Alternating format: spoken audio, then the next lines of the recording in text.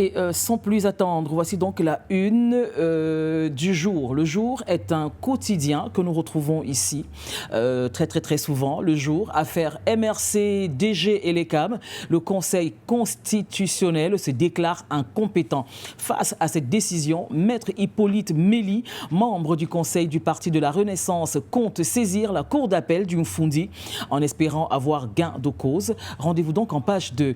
Subvention, l'État octroie directement les 560 millions de francs CFA au club. Un communiqué de presse du ministre des Sports a fait l'annonce hier, 21 janvier 2025. Mutation se profile à l'horizon avec MINSEP FECAFOOT, l'argent de Paul Biya divise.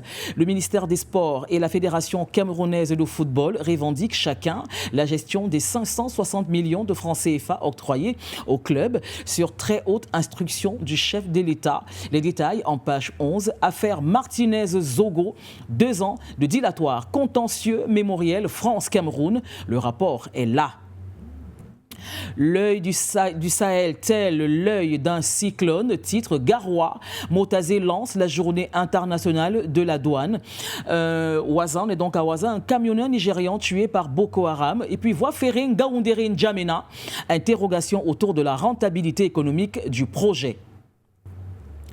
La voie du centre ne sera pas en reste avec donc le PAD qui engage l'extension du terminal à conteneurs. Le PAD, dans la perspective de l'accroissement du trafic, de l'attractivité et de la compétitivité de son terminal, a décidé de lancer tout un programme d'investissement pour non seulement remettre à niveau cette infrastructure, mais également la moderniser, prévue dans le contrat de concession de 2004 de Bolloré RM, APMT. Le projet n'a jamais vu le jour comme de nombreux autres. Rendez-vous en page 3.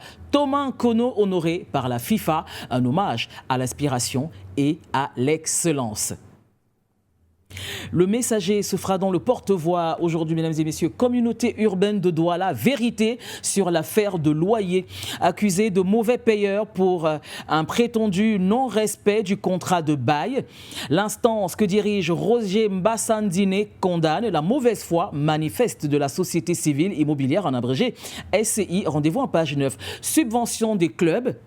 FECAFOOT et MINSEP s'étripent. Affaire MRC contre l'ECAM irrecevable. Le Conseil constitutionnel se déclare incompétent et renvoie le dossier devant le Conseil électoral. Diocèse d'Obala, Monseigneur Bayemi échappe à un assassinat. La question est posée en page 6 du Messager. Le soir ne saurait tomber sur Presse à la Une tant qu'on n'a pas soufflé nouvellement grâce à l'implication du président Paul Biya. On va donc lire la une comme il se doit. Un nouveau souffle grâce à l'implication du président Paul Biya. Coopération Cameroun-Turquie. Perspective reluisante dans le secteur des PMEESA. Le canard déchaîné, on est donc en Côte d'Ivoire. Côte d'Ivoire, pour la première fois, Babo parle de l'indice de développement humain. Nadi Bagbo aux femmes de Marcory, tournons la page des crises passées. Réformes électorales en Côte d'Ivoire. Le PDCI sollicite l'appui de l'ONU et de l'UE. Côte d'Ivoire, Tel Aviv restreint ses exportations de matériel militaire. On reste en Côte d'Ivoire avec le sursaut.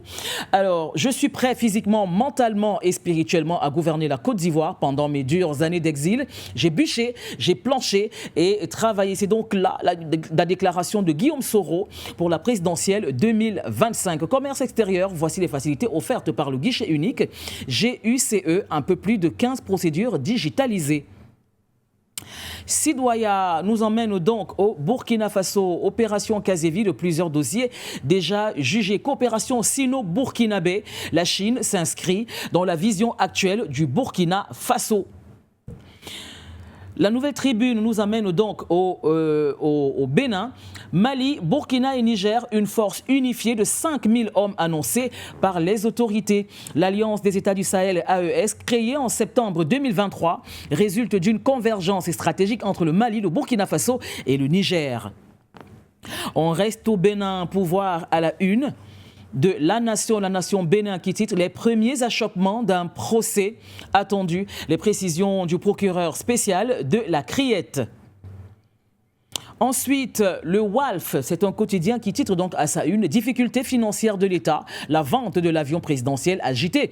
Et vous aurez donc les descriptions de cet article en page 5. Audition de Farba par la commission ad hoc.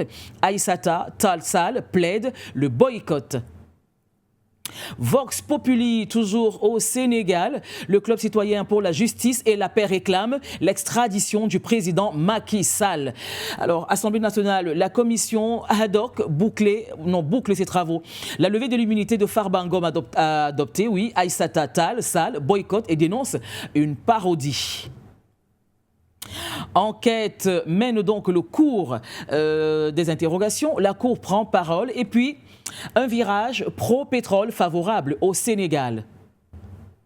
Le monde ne sera pas en reste. Donald Trump investit et déjà à l'offensive. Toujours à la une du Monde, mesdames et messieurs, on enchaîne avec cette autre une du Monde. Eh bien, le procès des proches de Patrice Talon poursuivi pour tentative de coup d'État. Toujours à la une du Monde. Toujours à la une du Monde, Burkina Faso et le Mali créent une commission de 5000 soldats pour lutter contre la menace djihadiste. Et on termine avec ce monde numéro 3.